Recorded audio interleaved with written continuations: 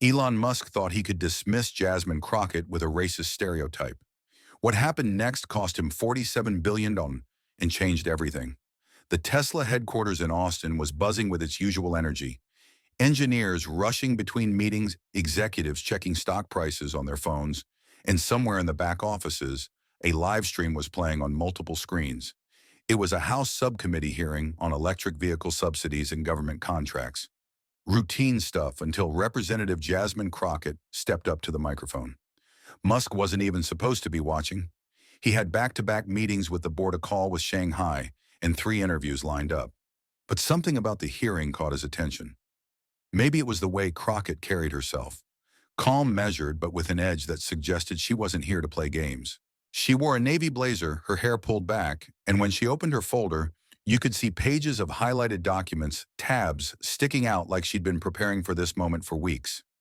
The hearing was about accountability, transparency in how federal EV incentives were being distributed, and whether companies were meeting their promises to American workers. Crockett had been quiet for the first hour, listening to other representatives lob softball questions at industry executives. But when her turn came, the temperature in the room shifted. She didn't start with pleasantries. She started with numbers. "Mr. Chairman," she said, her voice cutting through the murmur, "I'd like to address the elephant in the room. We've handed out $7.5 billion in EV tax credits over the past 2 years, with the promise that these companies would create American jobs, invest in American communities, and build a sustainable future. But the data tells a different story." She flipped a page. "Tesla alone has received over $2.8 billion in federal subsidies since 2010. That's taxpayer money, our money. And yet they've moved production overseas, laid off American workers, and consistently failed to meet diversity hiring commitments." Back in Austin, Musk's assistant knocked on his office door. The live stream was still playing on his computer screen. He waved her away, his eyes fixed on Crockett as she continued speaking. "But what really gets me," she said, "is the arrogance. The way these companies take our money, then act like they're doing us a favor." She held up another document. "This is a memo from Tesla's HR department from last month. It shows that less than 3% of their executive positions are held by Black Americans, less than 12% by women. This from a company that's received nearly $3 billion in public funding." That's when Musk made his first mistake. He reached for his phone, opened Twitter, and started typing, his fingers moving faster than his judgment. The tweet went live at 2:47 p.m. EST, just as Crockett was diving deeper into Tesla's employment practices. "Another angry Black woman who doesn't understand how business works. Maybe focus on your own district's problems before attacking job creators. Here's her facts." The tweet hit the internet like a match thrown into gasoline. Within minutes, it was being screenshot, shared, and dissected across every platform.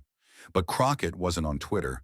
She was still at that microphone, still speaking, and she was just getting started. She pulled out another folder, this one thicker than the first. "I've been a public defender, a state legislator, and now a congresswoman," she said, "and in every role I've learned one thing: when someone's defensive about accountability, it's usually because they have something to hide." She looked directly into the camera, her voice steady but sharp. "So let me be crystal clear. This isn't about being anti-business. This is about being pro-accountability. When you take taxpayer money, you answer to taxpayers. When you promise American jobs, you deliver American jobs. And when you fail to do either, you don't get to hide behind insults and deflection." Meanwhile, Musk's tweet was spreading faster than he could have imagined, but not in the way he expected. The comments weren't supporting him. They were tearing him apart. Verified accounts calling him out, journalists pulling up his company's diversity statistics, activists organizing boycotts. His own employees were sharing the tweet with crying, laughing emojis. One Tesla engineer quote tweeted, "This is my boss, everyone. Wonder why I'm updating my resume." But Crockett still didn't know about the tweet. She was deep in her presentation now, pulling out emails, internal documents, and recorded phone calls that painted a picture of a company that talked about innovation while practicing discrimination, that promised American jobs while shipping work overseas, that claimed to care about the environment while fighting environmental regulations in court.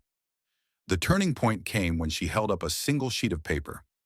"This," she said, "is a letter from Maria Gonzalez, a former Tesla factory worker in Fremont, California. Maria worked the night shift for 3 years, perfect attendance record, 2 commendations from supervisors. When she reported sexual harassment from her supervisor, she was told to handle it quietly. When she persisted, she was transferred to a different department with a pay cut.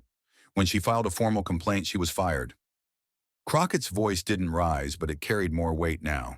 Maria isn't here today because she can't afford to take time off from her new job at a grocery store making $12 an hour. But her story is why we're here. Her story is why accountability matters. And her story is why companies that take our money need to do better. She paused, letting the silence fill the hearing room. Maria's story isn't unique. I have 47 similar cases documented right here. That's when someone in the hearing room whispered loud enough for the microphones to pick up, "Holy shit, she came prepared." The comment went viral within hours. But back in Austin, Musk was watching his world start to unravel. The stock price had already dropped 3% since his tweet went live. His PR team was frantically trying to craft a response, and his phone was buzzing with calls from board members, investors, and government officials. But Crockett wasn't finished. She opened the thickest folder yet, and what came out would change everything. "This is where it gets interesting," she said, "because when you dig into the numbers, when you follow the money, you start to see patterns." She held up a chart. Tesla has received $2.8 billion in federal subsidies, but they've also received $1.2 billion in state and local tax breaks, another $800 million in Department of Energy loans, and $400 million in carbon credit sales to other automakers. She looked around the room. That's $5.2 billion in public money for a company that's worth over $800 billion on paper. But here's what's really fascinating. When you look at where that money went, it didn't go to worker wages, it didn't go to American manufacturing, it went to executive compensation, stock buybacks, and overseas expansion. She flipped the page. Elon Musk's compensation package alone was worth $56 billion last year. That's more than the GDP of most countries. The hearing room was dead silent now. Even the staffers had stopped shuffling papers. Crockett continued, her voice calm but relentless. "So when someone takes $5.2 billion in taxpayer money, then turns around and insults the taxpayers who are asking for accountability, that tells you everything you need to know about their character and their priorities." That's when the moderator interrupted to inform her that she was trending on social media. Crockett looked up from her notes, confused. Someone showed her a phone with Musk's tweet on the screen. She read it once, then looked back at the camera. Her expression didn't change, but something shifted in her posture. She straightened slightly, and when she spoke again, her voice had a different quality. "Well," she said, "I guess we don't have to wonder anymore whether Mr. Musk thinks he's above accountability. Apparently he thinks he's above basic decency too." She held up the phone with his tweet visible to the cameras. This is what happens when you ask powerful people to explain themselves. They don't engage with the facts. They attack the person asking the questions. She set the phone down and looked directly into the camera. "But here's what Mr. Musk doesn't understand. I'm not angry, I'm informed. I'm not attacking job creators, I'm defending job workers. And I'm not going to be intimidated by someone who thinks his wealth makes him immune to criticism." What happened next would be replayed millions of times across social media. Crockett reached into her final folder and pulled out a single document. She held it up to the camera. "This is a letter I received yesterday from the Department of Justice. It's regarding a federal investigation into Tesla's hiring practices, workplace discrimination, and potential violations of civil rights law." The hearing room erupted. Whispers, gasps, the sound of phones buzzing as reporters frantically typed. Crockett waited for quiet, then continued. "The investigation was already underway, but Mr. Musk's tweet today, his public display of racial bias, has now become Exhibit A in a federal case." She paused, letting that sink in. "Congratulations, Mr. Musk. You just provided evidence of the exact attitude that led to this investigation." Back in Austin, Musk's phone was ringing nonstop. His legal team, his PR team, his board of directors. Everyone wanted to know what he was thinking. His stock price was in free fall, down 8% and dropping. Tesla's head of HR had already resigned effective immediately. 3 major pension funds announced they were reviewing their Tesla holdings, and the hashtag #JoshBoycottTesla was trending in 12 countries. But Crockett wasn't done. She had one more surprise that would finish what she started. She looked at her notes, then back at the camera. "I want to read something to you," she said. "It's from an internal Tesla email sent last week. The subject line was handling negative press, and it was sent from Mr. Musk's office to all department heads." She began reading. "When dealing with criticism, especially from certain demographics, remember that we don't owe anyone explanations. We create jobs, we drive innovation. If they don't like how we operate, they can start their own companies. The woke crowd will never be satisfied, so don't try to appease them." She looked up from the paper. That email was sent to 847 Tesla employees. It's now part of the federal investigation. The silence in the hearing room was deafening. Even the cameras seemed to stop clicking. Crockett folded the paper and placed it back in her folder. "So when Mr. Musk calls me an angry black woman, he's not just insulting me. He's revealing a pattern of thinking that permeates his entire organization. And that pattern is exactly why federal oversight exists." She leaned forward slightly, her voice dropping to almost a whisper. "I've been called worse by better people, Mr. Musk. But what you don't understand is that every time you try to diminish someone for asking tough questions, you make their questions more important. Every time you use race or gender as a weapon, you prove exactly why those questions needed to be asked." The impact was immediate and devastating. Tesla's stock price plummeted 15% in after-hours trading, wiping out $47 billion in market value. Major institutional investors began dumping their shares. The European Union announced an investigation into Tesla's European operations. 3 different congressional committees opened inquiries into the company's federal contracts. But the real damage was cultural. Within 48 hours, Musk exposed was trending globally. Tesla employees were sharing stories of discrimination and harassment on anonymous platforms. Major celebrities were canceling their Tesla orders and returning their vehicles. Environmental groups that had previously supported Tesla began calling for boycotts. Musk tried to control the damage. He deleted the original tweet and posted an apology. "I spoke out of turn and disrespected Representative Crockett, who is clearly passionate about her work. I should have engaged with her policy points, not made personal attacks. But it was too late. The internet doesn't forget, and Crockett's response had already been viewed 50 million times.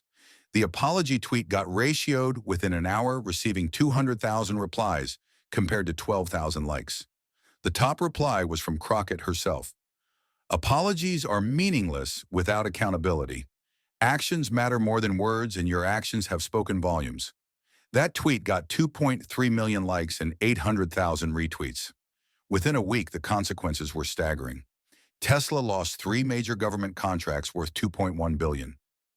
The Department of Justice expanded their investigation to include federal contract violations. The SEC opened an inquiry into whether Musk's tweet constituted market manipulation. The House voted to subpoena all Tesla employment records dating back 5 years. But perhaps the most significant impact was on Tesla's workforce. Within 2 weeks of Crockett's hearing, over 200 Tesla employees had filed discrimination complaints with the EEOC.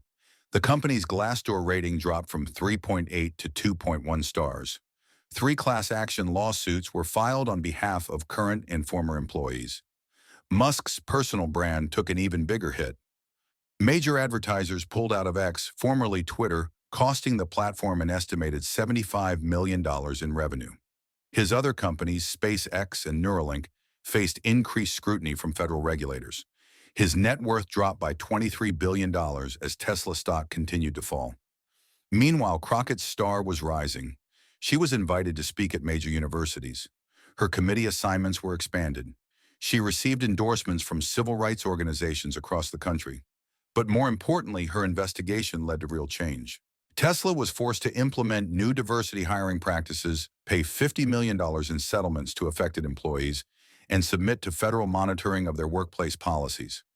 6 months later, Crockett was asked about the incident in an interview. She smiled and said, "I never set out to destroy anyone's empire. I set out to protect American workers.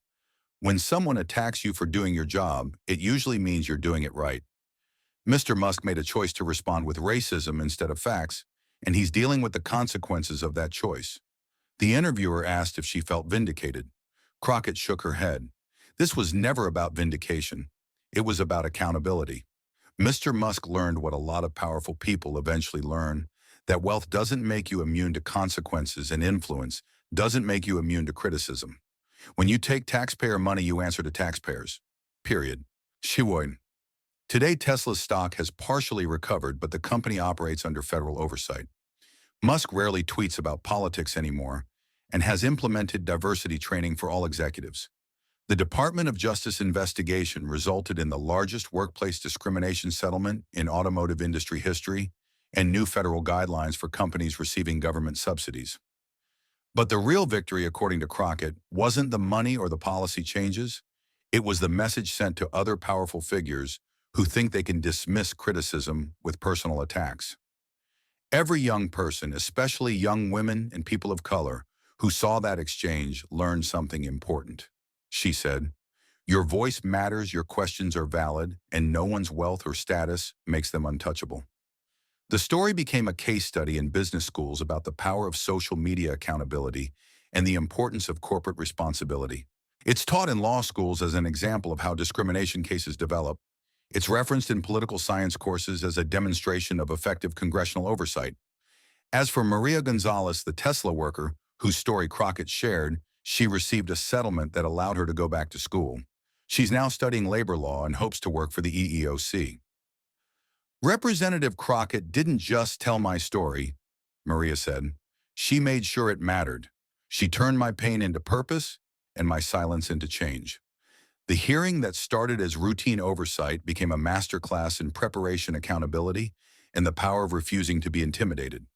Crockett proved that when you come with facts, documentation, and moral clarity, no amount of wealth or influence can protect someone from the consequences of their actions. Musk's tweet lasted 4 hours before he deleted it, but its impact will last forever. It cost him billions, damaged his reputation, and proved that in the age of social media accountability, no one is too powerful to face consequences for their words and actions. Crockett's response, meanwhile, became a template for how to handle attacks with dignity, facts, and devastating effectiveness. The lesson was clear: you can try to dismiss someone as an angry black woman, but if she comes with receipts, research, and the moral authority of fighting for working people, you're going to lose. And you're going to lose big. Jasmine Crockett didn't just defend herself. She defended everyone who's ever been dismissed, diminished, or attacked for asking powerful people tough questions. And that's why her response didn't just go viral. It changed the conversation about accountability, power, and the price of arrogance in America. The empire Musk thought was untouchable crumbled not because of anger or emotion, but because of facts, documentation, and a woman who refused to be anything other than thoroughly prepared. That's the real power of accountability, and that's why Jasmine Crockett's response will be remembered long after Elon Musk's tweet is forgotten.